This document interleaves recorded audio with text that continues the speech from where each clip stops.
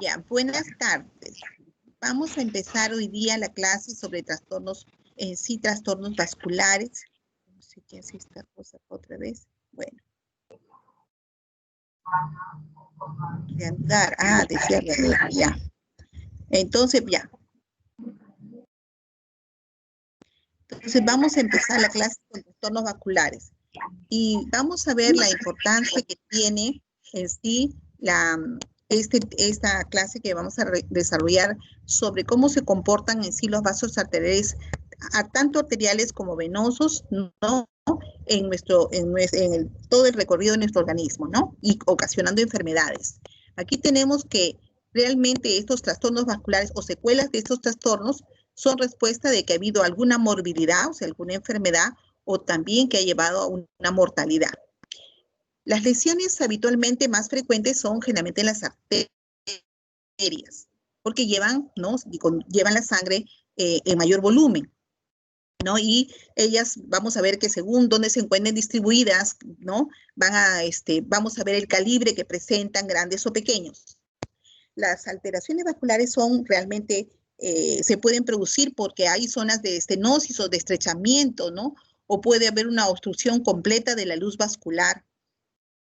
Puede ser también esto en forma progresiva, ¿no? Y que va a ocasionar una isquemia, o sea, una disminución, ¿no? De la cantidad de oxígeno que llevan para irrigar estos vasos. Y por lo tanto, esta obstrucción puede producir una trombosis o lo que también llamamos una embolia, cuando estos trombos se fragmentan y estos fragmentos van a viajar por el torrente circulatorio, ¿no? Y se van a atascar en alguno de los vasos de menor calibre generalmente.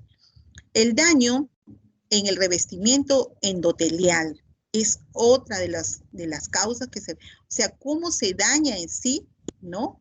Las paredes vasculares y cómo el endotelio, que es la capa interna del vaso, se daña por la presencia de trombos.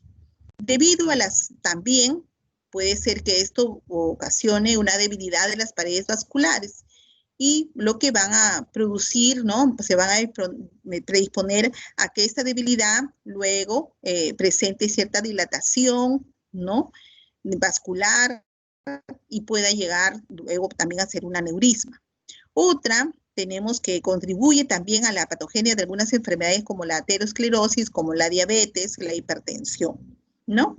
Entonces, tenemos aquí algunos agentes vasculares básicos, porque los componentes en sí, vamos a ver que es el endotelio.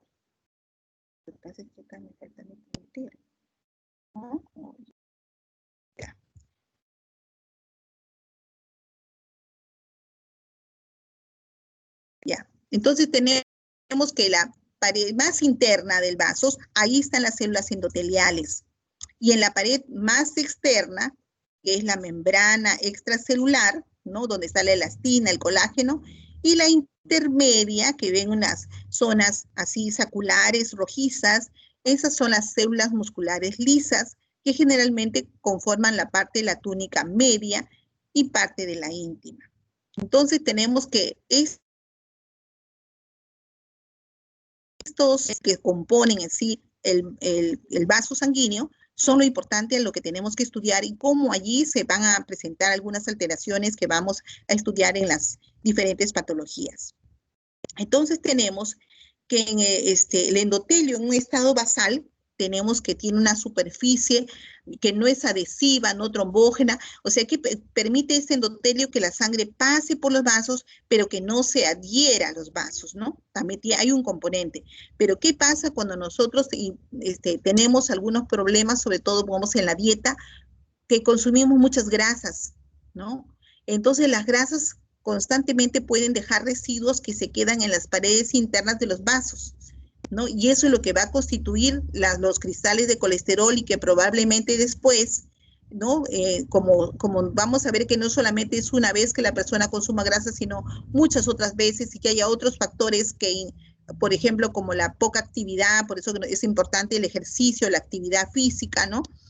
Va a motivar a que se remuevan esas grasas que a veces están adheridas en los vasos conjuntamente con el agua que es el que arrastra, sustancias que arrastran estos estos grasas que quedan a veces en las paredes de nuestros vasos sanguíneos. Hagan de cuenta que nuestros vasos sanguíneos son como tuberías que permiten que pase el agua, en este caso pase la sangre, pero que no se quede atascada, ¿no?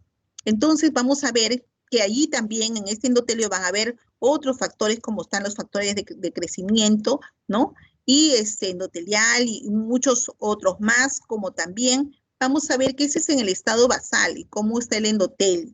Pero cuando hay alteraciones, vamos a ver que si el flujo es turbulento, es acelerado, va a haber hipertensión, ¿no? Porque la sangre fluye con mayor fuerza y además produce que las paredes se distiendan mucho más rápido, ¿no? También intervienen factores de lo que es antiinflamatorios, como son las citoquinas, el complemento. Si es que en caso tenemos una infección, va a haber bacterias que van a pasar también por el torrente sanguíneo y se pueden quedar en este endotelio, en las paredes de los vasos. Productos lípidos, como son las grasas, sobre todo las grasas de baja densidad. Entonces tenemos que también virus, el cigarrillo también, que produce una vasoconstricción, ¿no? Y luego tenemos que si aumenta todo esto que ocasiona, daña el endotelio, aumenta la expresión de procoagulantes, ¿no? De las moléculas de adhesión, hay una expresión alterada de los factores de crecimiento, tanto como también las quimio niñas o lo que son las interleuquinas, estas se incrementan cuando hay problemas inflamatorios, ¿no? Entonces eso es su expresión cuando ya pasa, ya de un estado basal pasa a un estado alterado, ¿no? El cual ocasiona justamente ya patologías, ¿no? Luego tenemos en sí cuáles son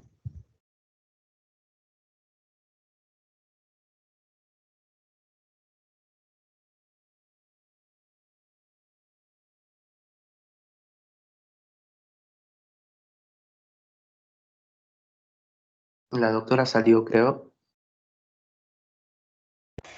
Sí, parece que sí. Voy a llamarla ya un ratito.